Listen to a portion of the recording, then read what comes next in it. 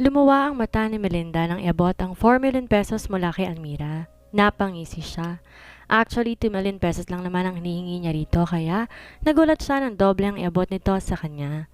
Madali lang naman palang matatakot ang isang to. Salamat anak. Tuwang-tuwang sabi niya rito. Hulog ka talaga sa akin ng langit.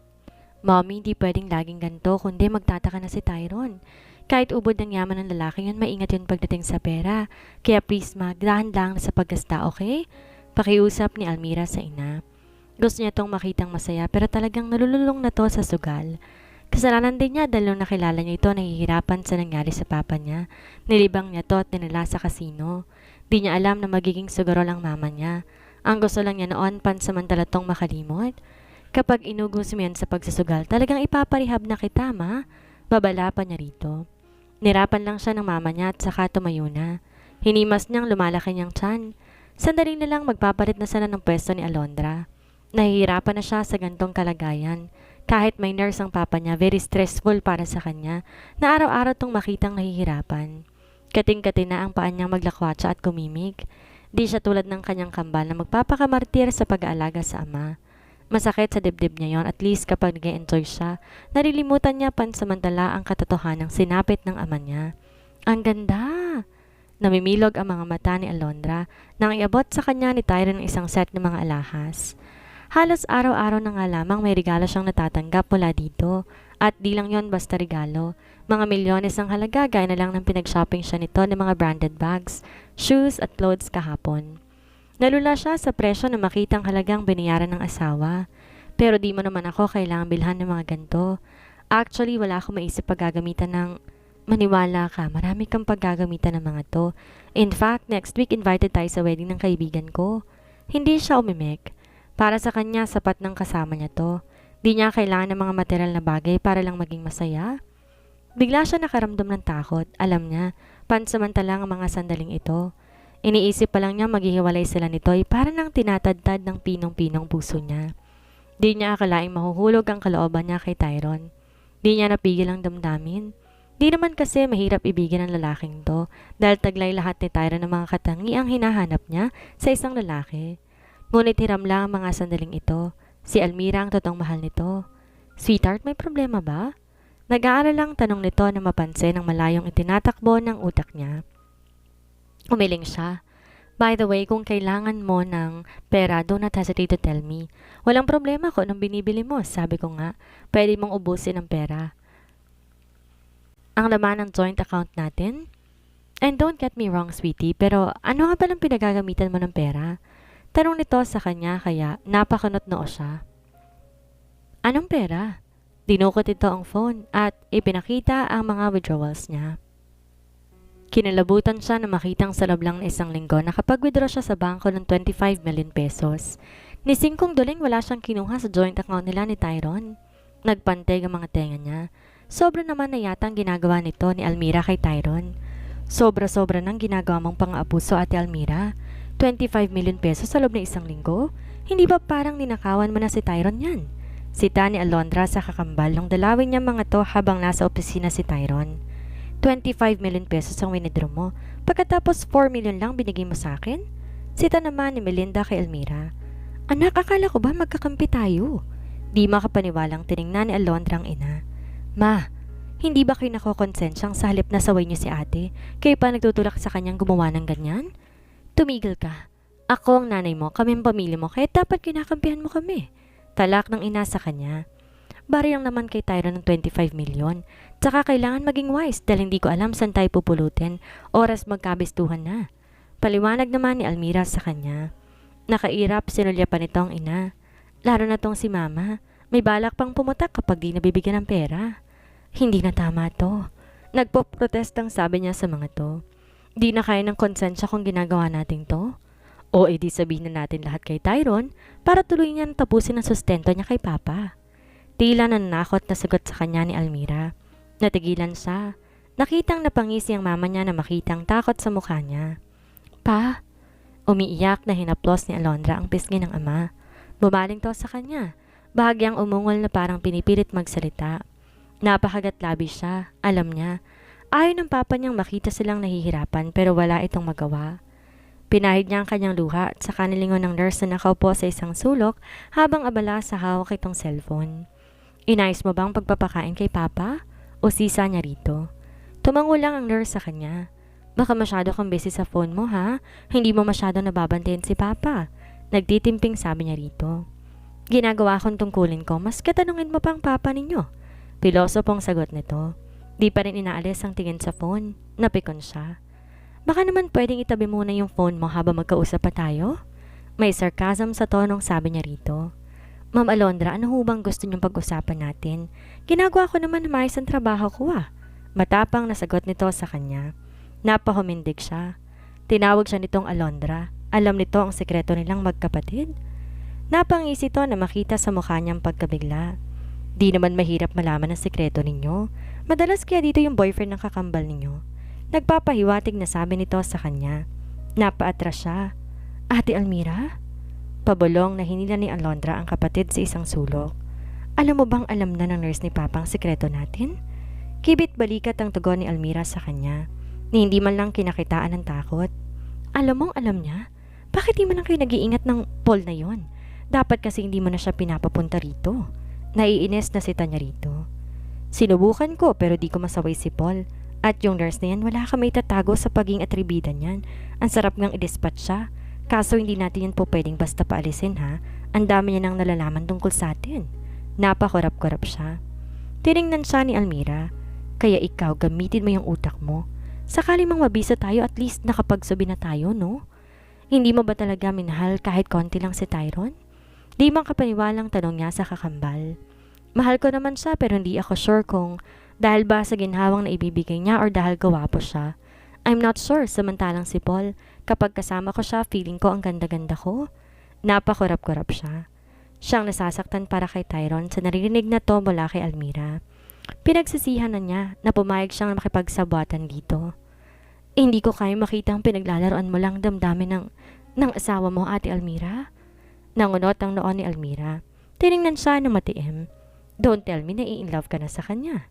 Namutla siya sa tanong na yon ng kapatid.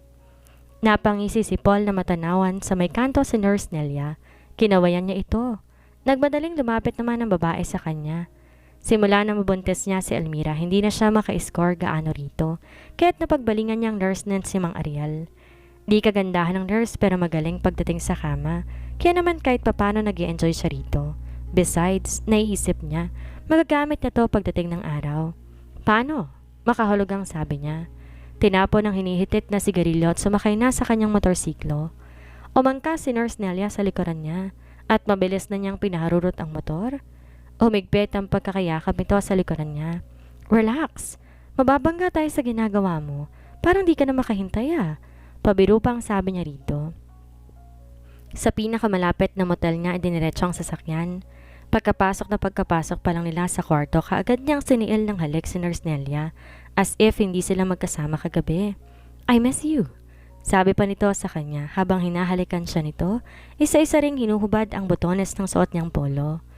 Kailan mo ba sasabihin sa ex mong tungkol sa atin? Teka, aniyang bahagyang lumayo rito. Sinong ex? Sino pa? Di si Almira? Angat ang isang kilay na sagot nito sa kanya. Don't tell me fling-fling lang tayo.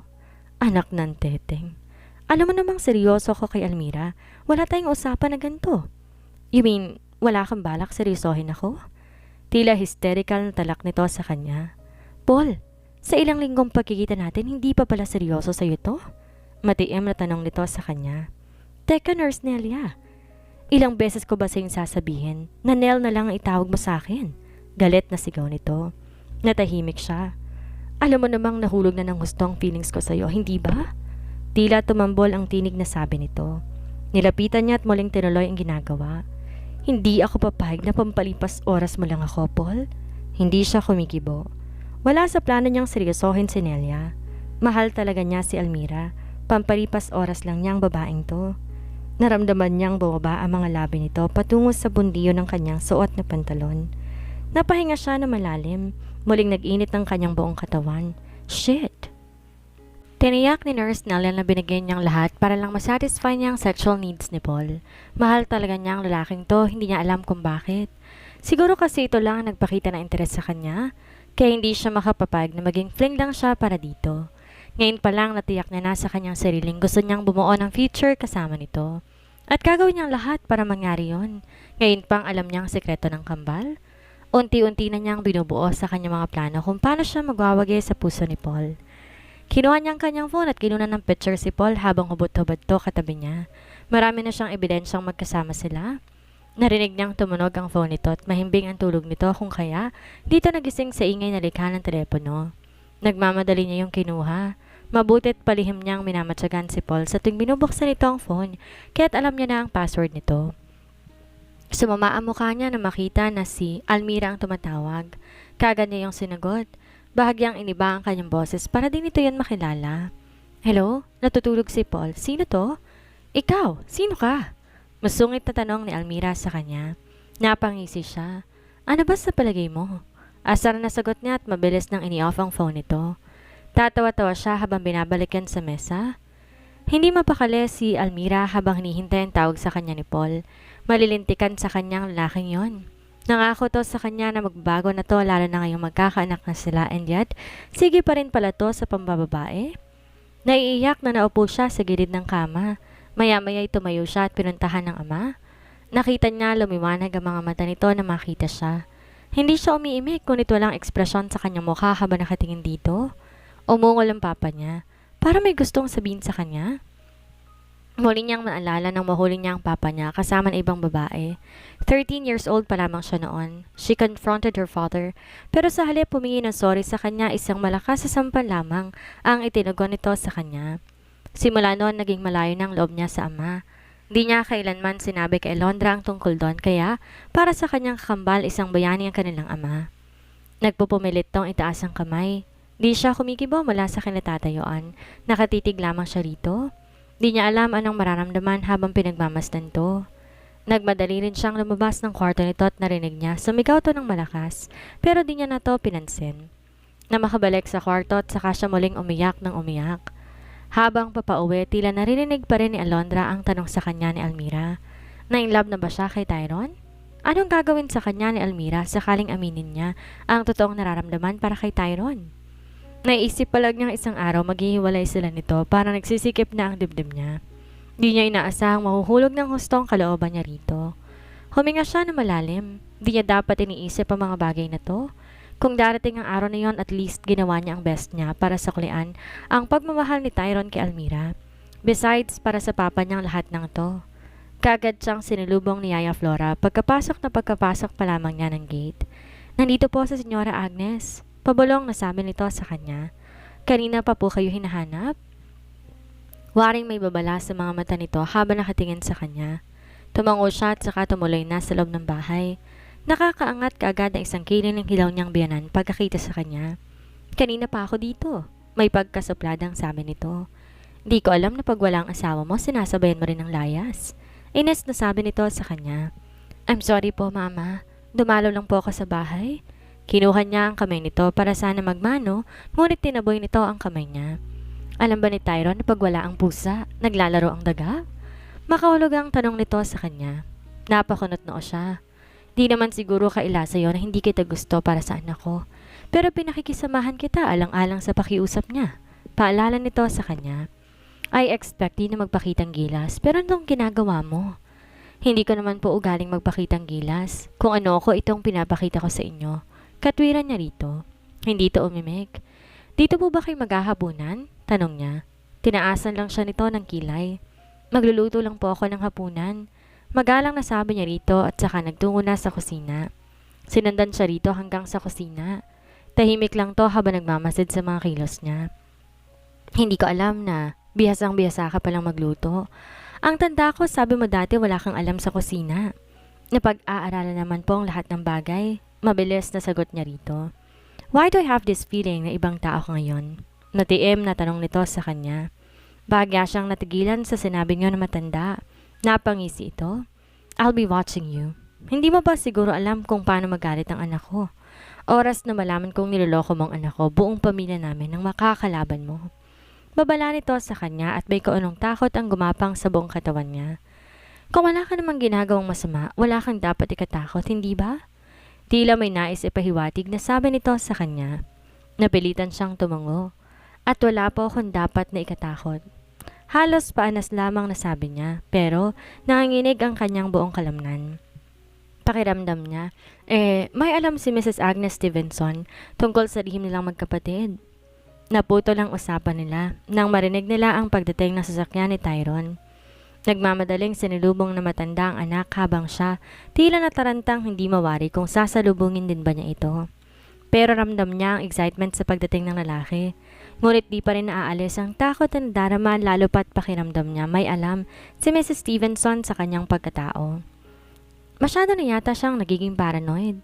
I'm sorry kung sinusungitan ka ni mommy. Ayaw lang nang magpakita ng totoong nararamdaman, but I have a feeling na gusto ka na niya. Sabi ni Tyrone nung nasa kwarto na sila.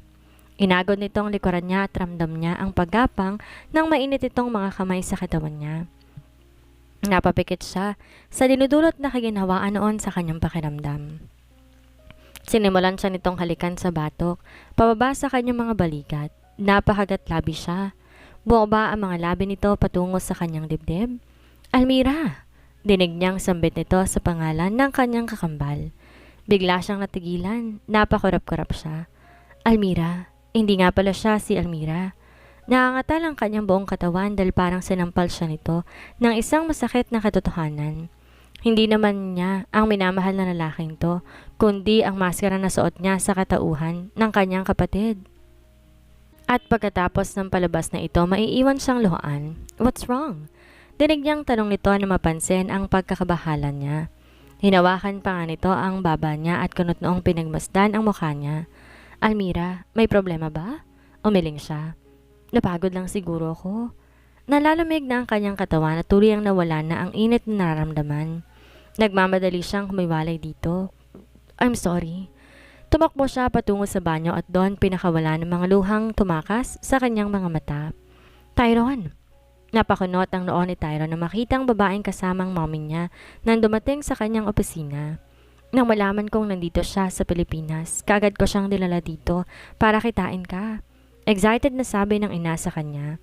Di niya alam kung ano maging reaksyon na makita sa Jennifer. Alam ng ina niya na ito ang first love niya. Hindi nga't dapat sinundan pa niya ito sa Europe nung high school para doon din nga siya mag-aral. Ngunit tinaguan lamang siya nito at never na tong nagpakita pa sa kanya. 1 taon yata bago siya nakabalik sa sobrang depression niya sa ginawa nito sa kanya. Hindi mo ba sinabing may asawa na ako? Matabang nasabi niya sa ina. Nagkatiinan sina Jennifer at Mrs. Agnes Stevenson. Tita? Nagtatanong ang mga mata ni Jennifer dito. I'm sorry kung di ko nasabi sa'yo. Kasal na si Tyrone. Tila nahihiyang sabi ng ina sa dalaga. Pero hindi naman na mahalaga yon. Gusto ko lang naman siyang makita, hindi ba? Anang mommy niya. May pait sa mga ngiting labi ni Jennifer. Oo naman, no more, no less. I just want to rekindle our friendship. Pahayag nito at saka tumingin sa kanya na matiim. Tsaka namimiss ko talaga ang companionship mo, Tyrone. Hindi siya umimik. Kung maganda na dati si Jennifer, mas lalo pa tong higit na maganda ngayon. Muli, naalala niya ang kanyang mga kahibangan para dito. Aminin mo, ang ganda-ganda talaga ni Jennifer, hindi ba? Alang ina niya nang tila mapansin na nakatitig na siya kay Jennifer.